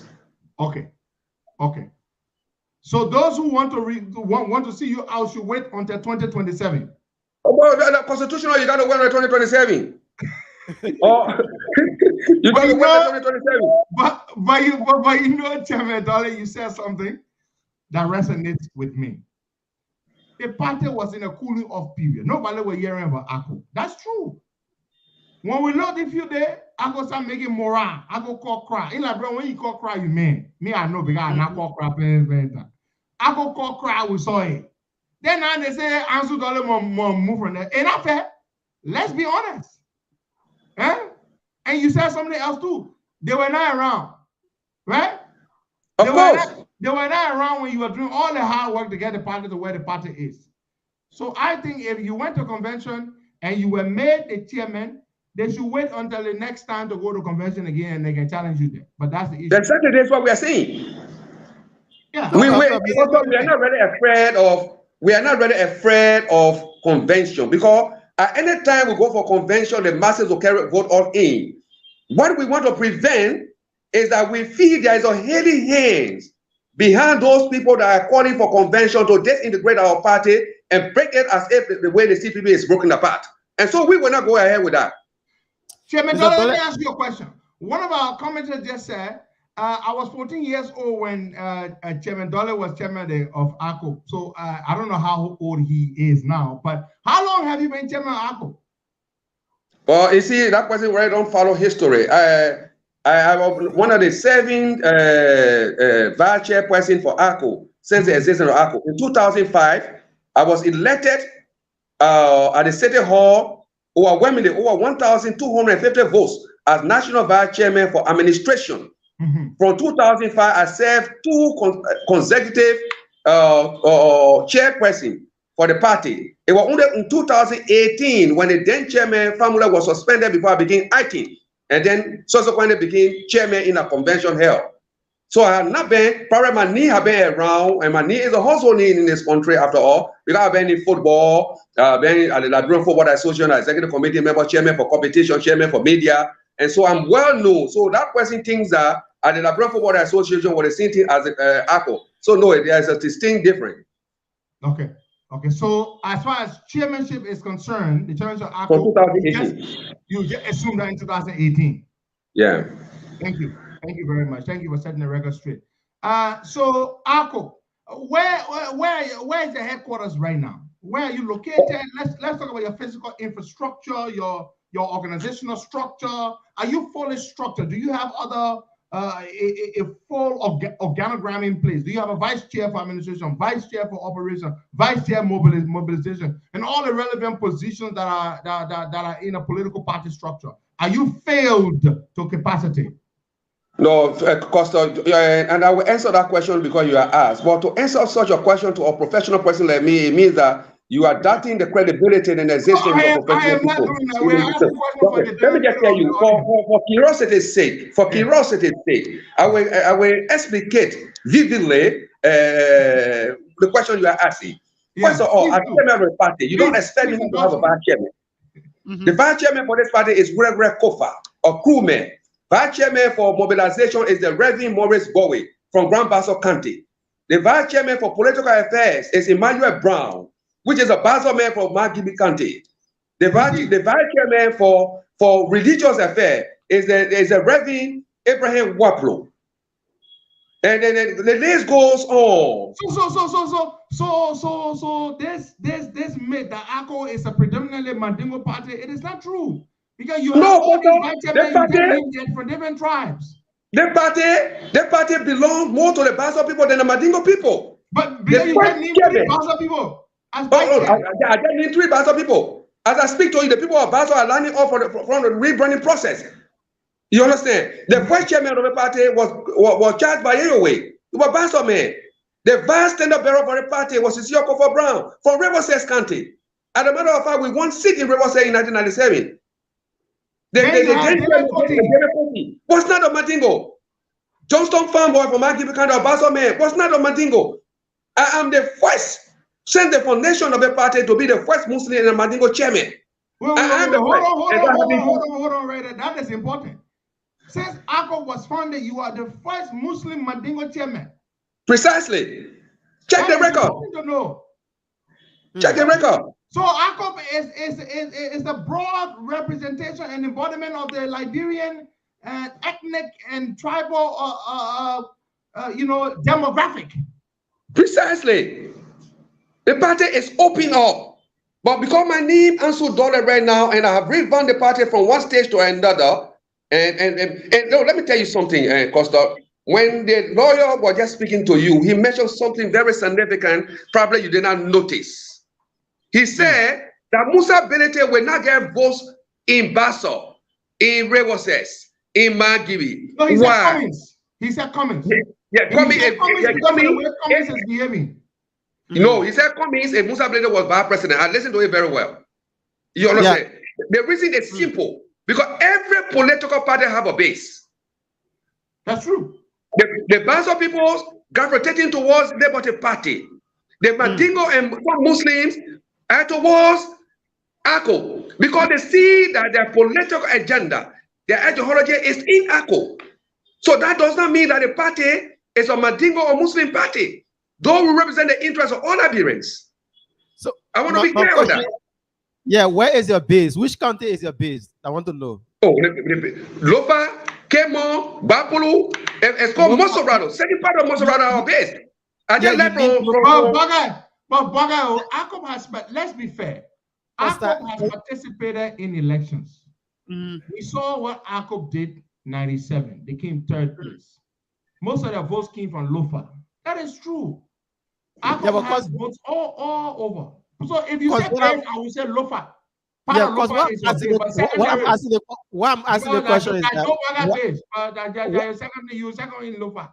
Yeah, why is it that ARCO is not putting our candidate in Lofa County? Why, Chairman? Our preliminary focus right now is 2023. We are not ready to focus.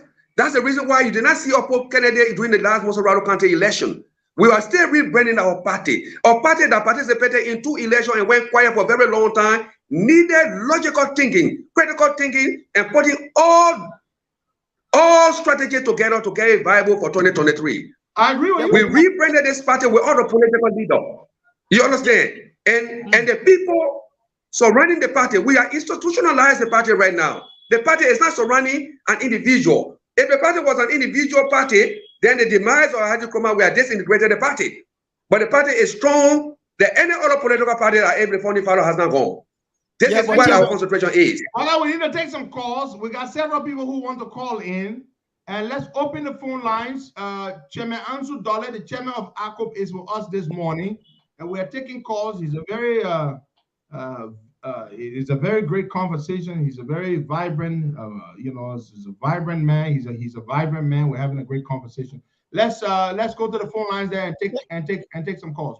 Because let me just ask the chairman this question. Chairman, yes, we have some people that are part of ARCO who are purporting to be a part of ARCO, and they are contesting in Lofa County. Why are they not contesting on ARCO ticket? For Eastern Mariam, Mariam Fofana, I don't know what you know about her contesting as an independent or going on another party ticket. Why is it that way? Is she still with ARCO or she left ARCO already?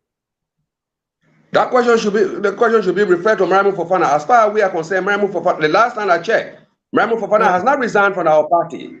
The last time I checked my record, she stayed a member of our party, but probably from some geographical and personal reason, she chose to go independent. When the party will investigate that and find out what is happening. But as far as we're concerned, she stayed a member of our party. I cannot answer that question for her. Okay. Thank you very much, Chairman Dolly. Yeah, let's take some calls. Yeah, we got some people who want to pick bone with you. So let's take their calls. Let's take somebody from this line quickly. Good morning. Welcome. Yeah, good morning, Bokai, and good morning to our listening audience. My name is Mohammed and I'm from Johnson. No, Chairman, also don't need to sugarcoat anything. There is a serious promotion in ARCO. Even if it's fanatic against the chairmanship. We are marginalized people in the party to the extent that the supporters are seriously disappointed in him and they are calling for convention.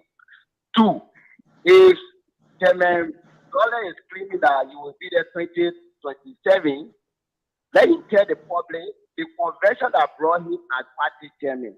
Who are those that contested against Chairman Dollar? And on what date and year that convention took place? Okay, thank you so much, Mohammed. We have a long line. Let's take another person on this line. Good morning, welcome. Hello. Good morning. Your name, where you calling from? But someone is always on the line. Can I talk? Go ahead. Yeah, you can talk. Forget that person on the line. He's gone. Mohammed Khan and the youth chair. Okay, thank you. All right, my name is Saki, calling from Qatar. Okay, go ahead. Yeah, thank you. I appreciate the chairman in studio. I listened to him. All of it, he point he put through. I like his zeal. And I like the way he propounding the issue. But I actually want to call on the issue of the councillor that left from studio. But I think people have left that topic already. So I will only stick to appreciating the chairman in studio right now. I appreciate you people. I appreciate them. Let them rebrand their party. Let them put their party back together because as we know, we were small. I was small in the year, but this party. And he admitting that he's the first Madingo Muslim to become chairman of the party. Okay. Now, there's some of us been thinking all through the ARCO is just Madingo party, maybe because of the Halahachi Kurma. So it's good to come together and I like the way he spoke. They will not be like the CPP who never knew who to hate. All right, thank you so much. Now we'll take another person on this line. Good morning. Good morning. Good morning. Take another caller, Boga. Okay. Hello. Yeah, hello. Anybody calling from? Hello. Yeah, go ahead. Anybody calling from? Oh, my name is Silike Kumala. I'm calling from Syracuse, New York.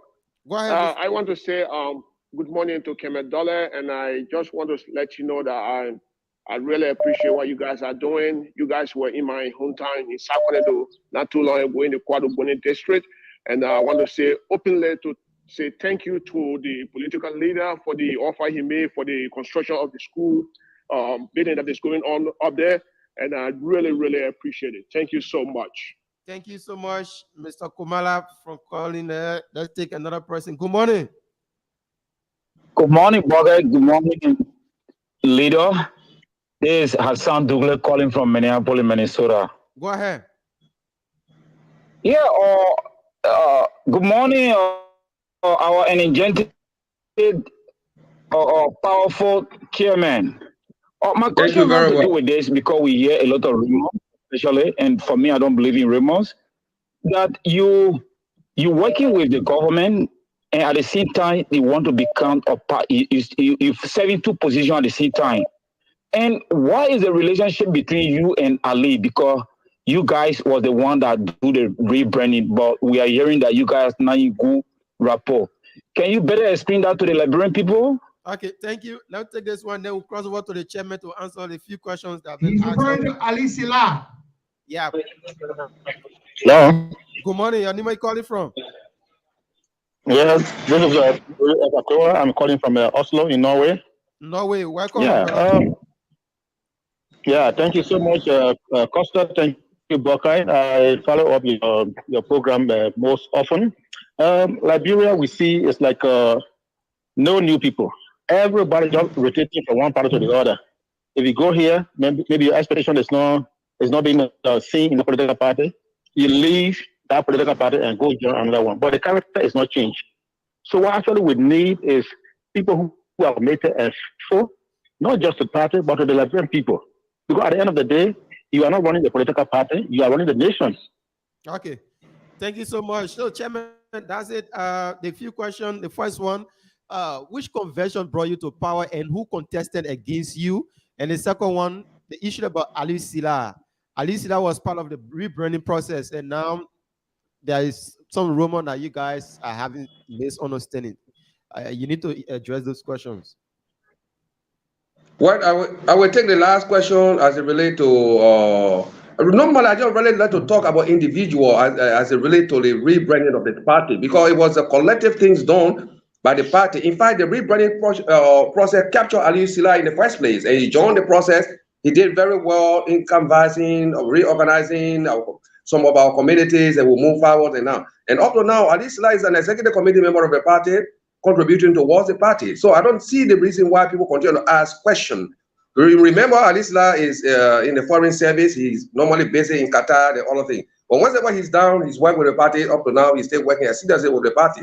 So there is no bad blood between anybody. He's working with us, and we are working together as it relates to that. So the question of which convention, they get something in law called standing. The person who asking the question, what is standing? Do we have standing? Is he a member of our party? Do you know the modus operandi of the great party of ours? If you want to know when we have the convention, go to the National Election Commission. Because convention is held with a notification to the National Election Commission, with publication in the newspaper, on the radio. So we have the convention.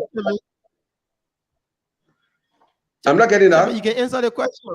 Yeah, you can answer the question. The question is that we had the last convention in May 2021 in Bangabong County that brought me as chairman. Yeah, so that is it. Now, another person asked a question. Ansu Dolly, you work with the government at the same time of opposition political party chairman. It sounds so funny to me, because in 2005, I was still at National Vice Chairman for Administration and still working with the same government. And nobody hammered me for a freedom of speech. So I was inherited also by the government.